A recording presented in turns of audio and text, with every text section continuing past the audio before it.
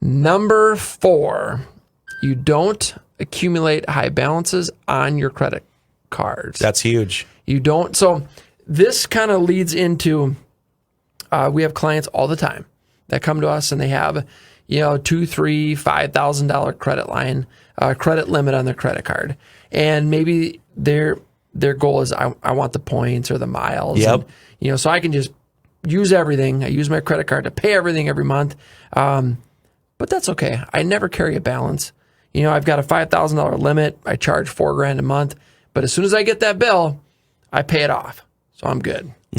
Exactly. Are you good? You are definitely not good. Now don't get me wrong. There's ways, I work like I'd say, like I brought up before, a lot of business owners I work with, they want to maximize on points and miles and all that. There's a lot of benefits, right? Sure. But you want to be strategic about it. So what's important to understand is your payments are not what's reported to the bureaus. It's not your payments. That's the reason why if you ever look at your credit report and you see the first ding on there is 30 days, right? Oh, right. You were late 30 days. Yeah. Well, that's because when that company generated a new statement, hey, you're delinquent. You didn't pay us last month. Ding, 30 days. Yes. So it's not your payments. It's actually when they generate your billing statement. So if you are, in your example, I got $5,000. Yeah. I spend about $4,000 a month. They generate that statement and say, hey, you got $4,000 balance out of $5,000, minimum payment of $180. Yeah. You paid off in full.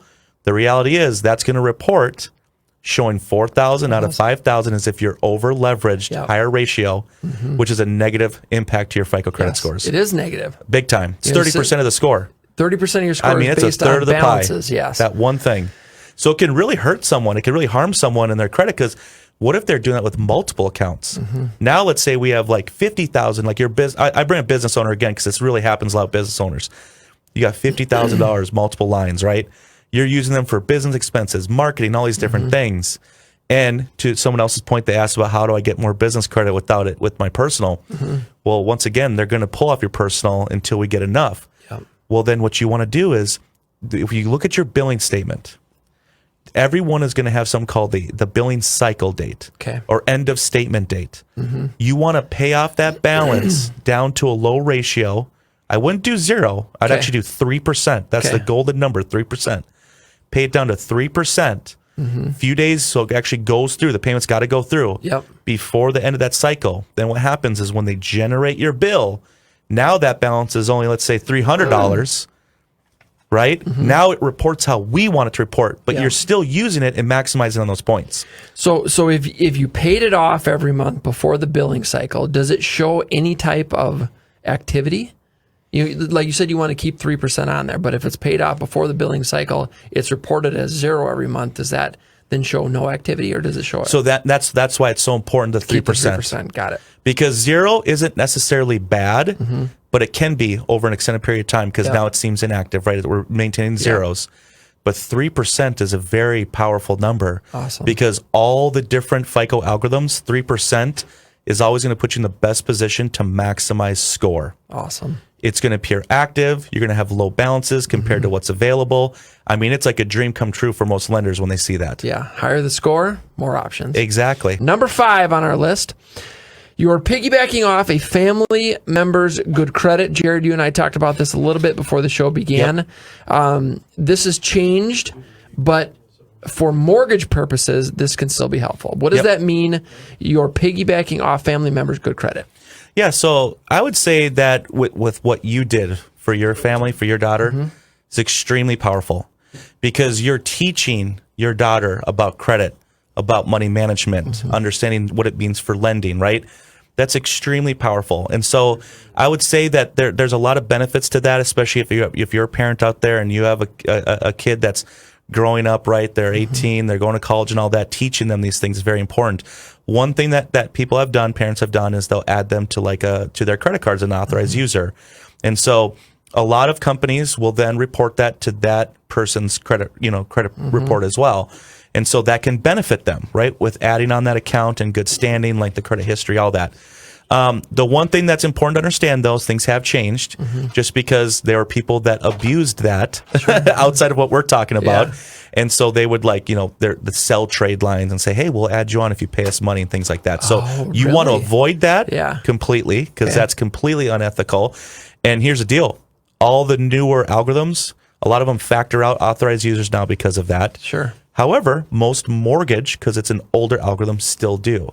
And so I would say that that can be beneficial for someone in your case. Yep. When you're really teaching your kid good habits, understanding, right? I think that's very good. But I always let people know that if they're looking to do that just for the sole purpose of boosting their score, well, that's not going to work as much anymore. Yep. And it's more about building your own in your name. That's going to give you the most power overall.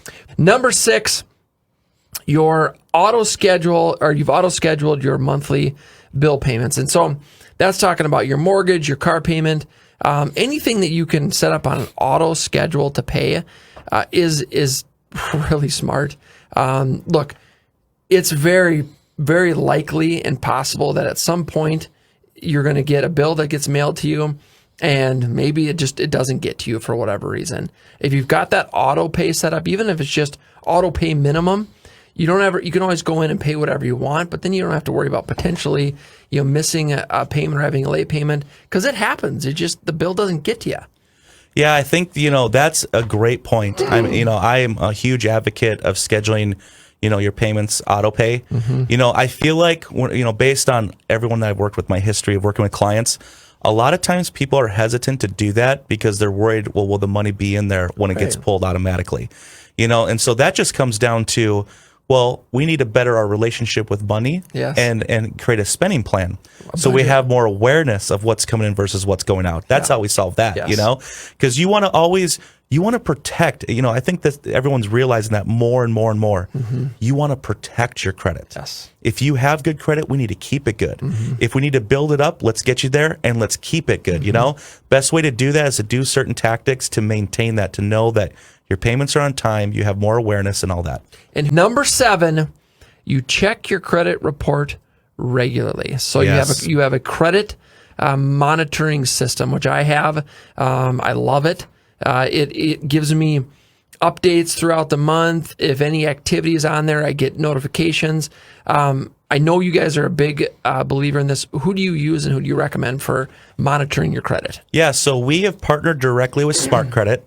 So you just have to go to smartcreditvip.com. We have a partnership with them where we you get all the bells and whistles for a discounted rate, which is really cool. That's great. So it gives you the ability to pull a full 3-bureau detailed credit report every month, so you can do a full evaluation. It also does monitoring, so it's monitoring your bureau. If there's anything new, any changes that you need to be alerted of, it's going to alert you throughout the month. And then the reason why I really like working with Smart Credit is they have a money manager piece. And so you can sync up your account, and it will help, and also your credit cards and everything, to better inform you of the changes happening. So like to the point we talked about earlier, with the scheduling auto pays, what's nice is an additional alert when those payments are being made to keep you in the loop to know. Because, there are times that maybe a payment didn't go through for some reason, right? Well, additional alerts will help you because you want to make sure that if it does get missed for any reason, you get that paid and you don't go 30 days late. Because once that happens, there's a significant negative impact. So having that awareness of your credit, how it's changing, your money, your payments, all in one is huge. Well, and it can happen, right? I mean, I've gone in, so that the bill pay through my bank, I've gone in, I fill it out, and then I hit one button that takes me to another page. That's the actual submit button. And, I'm multitasking, which I shouldn't do when I'm paying bills. Here comes the old man going, I don't understand how computers work these days. Didn't it work? I set up the auto pay. And I didn't hit the button, and it didn't go through. And thankfully, it was a card where they send you an alert, say, hey, you didn't get you didn't send your payment, so there wasn't a 30-day late, but it happens. And so this is it's a more great awareness, the better. Yeah.